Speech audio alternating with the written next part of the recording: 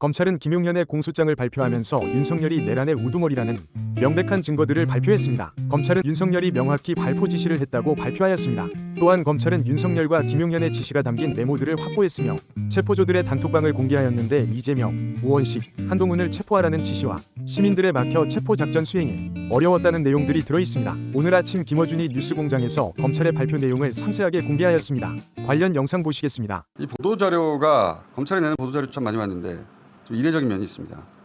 윤석열의 구체적 워딩을 네. 굉장히 자세히 적었어요. 검찰이 윤석열 정권 하수인으로 불신의 대상이 된 지 오래고 앞으로 그 대가를 치러야 할 텐데 적어도 이 내란 수사에 있어서 주요 군 지휘관 신병을 확보해서 오염되지 않은 초기 진술 구체적으로 확보한 점, 이 점은 윤석열 탄핵에서 매우 중요한 역할을 앞으로 하게 될 것 같고 이 대목은 저는 칭찬해야 되는 것 같습니다. 그 진술들 보면 아 이건 뭐 빼박이다 내란 네. 싶은 진술들이 많은데 이진우 수방사령관에게 여러 말을 했고 이진우 수방사령관이 국회에서는 사실대로 얘기하지 않았던 거예요. 보니까 검찰 가서 검찰에 구속되고 나서 첫 번째부터 띄워주세요. 그 발언에 4명이 한 명씩 들쳐갖고 나와라. 네. 자 그다음 아직도 못 갔냐 뭐 하고 총을 있냐. 쏴서라도 네.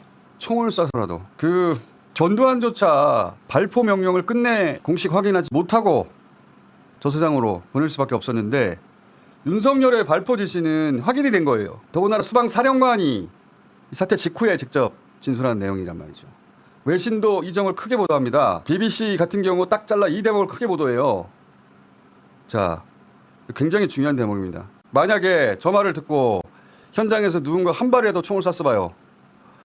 그 총성을 들은 누군가는 그 총을 뺏으려고 했을 것이고요. 뺏기지 않기 위해서 일이 벌어졌을 거고요. 많은 사람이 죽거나 다쳤을 겁니다. 자, 그 다음에 또 뭐라고 했습니까?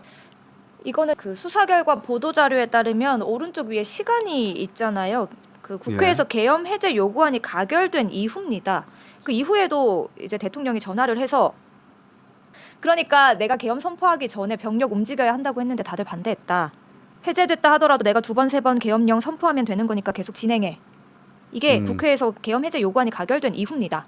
그러니까 민주당에서 추가 계엄령 있다고 계속 말했던 게 알고 한 말이었어요. 보니까. 그리고 곽종근 특전사령관이 한 말도 고스란히 기록되어 있는데 이미 국회에서 곽 전 사령관이 양심 선언하면서 핵심은 밝혔단 말이죠. 그 영상부터 봅시다.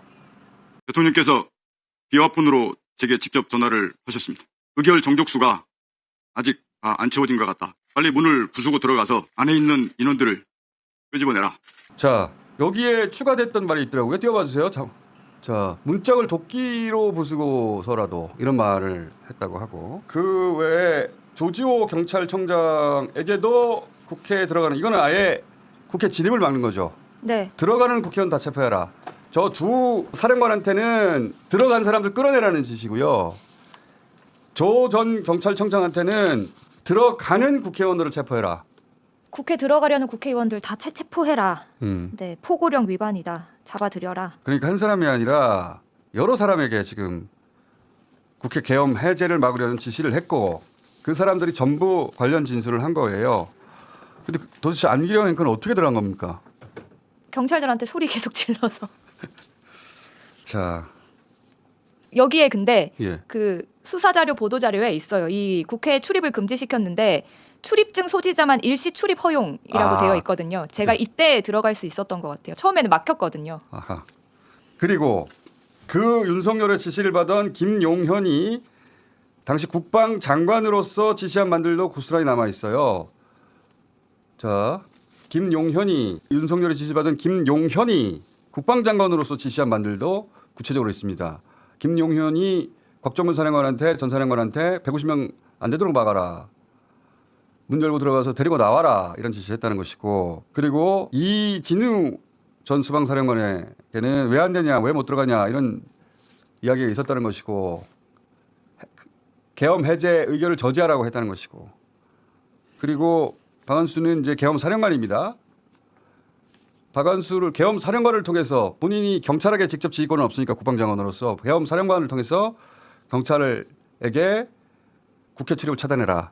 윤석열이 직접 답답하니까 자기가 막 전화해서 네. 그 지시들이 다 계엄군에게 전달이 됐고 그리고 김용현도 똑같은 내용으로 자기가 지시할 수 있는 자들에게 지시했다는 것이고 그리고 이 지시를 사령관으로부터 받은 현장의 책임자들 있잖아요. 네. 그들이 그걸 받아 적으면서 남긴 메모가 있다는 거죠, 지금. 그게 확보됐다는 거죠. 네, 오늘 오전 동아일보 단독 기사인데요. 이렇게 윤석열, 김용현 이런 지시를 하급자들이 받아 적은 것으로 알려졌고 이 메모를 검찰이 확보한 것으로 알려졌습니다. 그러니까 윤석열이 특전사령관한테 전화해가지고 네. 당장 끌어내. 도끼를 사용해서라도 혹은 뭐 그런 지시를 하면 수뇌부에 지시를 했고 수뇌부가 그 이걸 사령관이 자기 밑에 대령이나 현장에 단장한테 그걸 그대로 지시할 거 아닙니까? 그러면 그걸 지시사항을 받아 적었을 거잖아요. 그 받아 적은 지시사항 메모들을 확보했다는 거죠. 다수 확보했다고 합니다. 다수. 그리고 여인영 전 방첩사령관한테는 사람들 체포 지시한 거 처음에 14명이었다가 계엄 해제가 임박하니까 이거를 우선 3명 우원식, 이재명, 한동훈 네. 해제를 막으려고 이 세 사람부터 잡으라고 하니까 이게 또 체포조 당시에 임시로 만들어진 체포조에 카톡에 남아 있어요. 네.